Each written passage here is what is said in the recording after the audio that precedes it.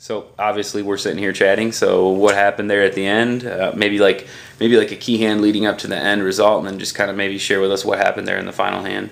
Okay. Yeah, we got down to three-handed, and it got down to Elke with like a lot of chips. I had a decent amount, and then Michael was kind of short, and then Michael was able to kind of get a few chips.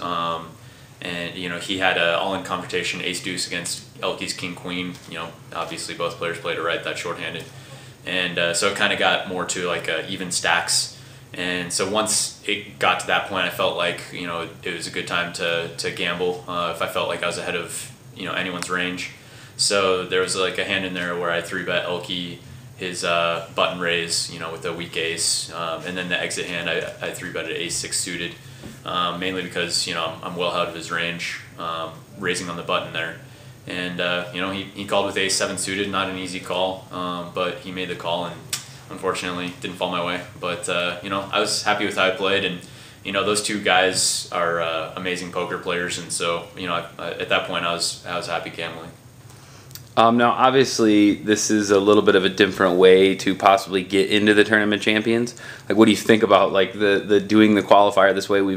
We've generated a little bit of controversy, and people are like, "Oh yeah, it doesn't really seem like certain things are fair, or these people are there." Or, and we felt like just like in baseball, when they do the All-Star game, it comes down to the last 10 players. You get to select who you think should be there. I mean, what do you think about the qualification process and about like how we did this?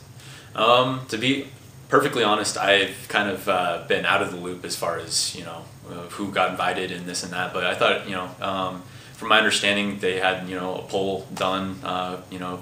They polled people on the internet, I believe, to see who got to come here for the free roll seat. And I thought it was obviously awesome from my perspective. As far as giving it much thought, as far as if it's fair or not, I don't know. But I mean, very few things are fair. So from my perspective, it was a fun tournament, and I was glad to have the opportunity to come compete. But as far as how they've done it in the past, I really don't know.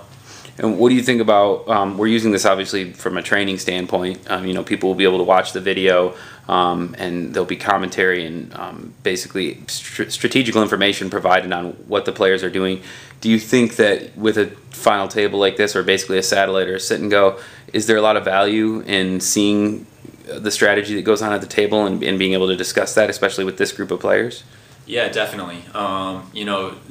As far as my personal game strategy is concerned, there were times where I was playing like a complete nit, just check folding an ace king after just calling a pre-flop raise, and I'm sure that'd be very interesting to a lot of people. A lot of people might play the hand completely different. So from a training standpoint, you definitely get to see how different pros are playing different hands in situations. But if you're just looking at how the hands were played without actually like talking to the pro about why they did what they did, it might not be as useful. But from a training standpoint, any time that you can see the whole cards of players that you respect, you're bound to learn something. Now, obviously, it's down to Elke and Mike, the grinder. What do you think? I mean, obviously, before this, you were the favorite, of course. But now that it's just those two guys, who's the favorite, and what do you think the reasoning there is? And they're pretty even in chips right now. Michael took me out. I had about 30, and he had about 30. Actually, so he's got a lead because there's 60 or 90 in play. So he's probably got close to a 2-to-1 chip lead on Elke right now. So he's obviously got to be the favorite. If they're even in chips, I mean, it's a pick 'em. I really think that both those players are great players, and I honestly wouldn't consider myself the favorite there. I wouldn't really consider anyone really a big favorite. I think that at that point, once it got to even in chips and the three of us at the table, I thought whatever, let's just gamble and hopefully the cards fall my way. But you can't argue with the power of chips, and Mike's got a 2-to-1 chip advantage right now, so he's got to be the favorite right now. Now, do you think with Mike, obviously, I don't know if the correct term would be heater or not, but I mean, he just, he took down the 50,000, I think a week and a half ago or so. Do you think some of that helps? Does that give you an edge or like an advantage, knowing that you've been playing well and that you're on kind of a winning streak? Do you think does that help a player? Yeah, definitely. I mean, when you just come off, winning a tournament or going deep, it's a huge confidence booster. So even if monetarily it's not a big win, it's more just the momentum, keeping that up.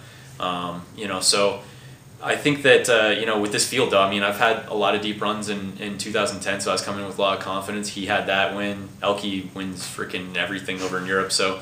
I don't think that a lack of confidence was at the table, at least with the last three.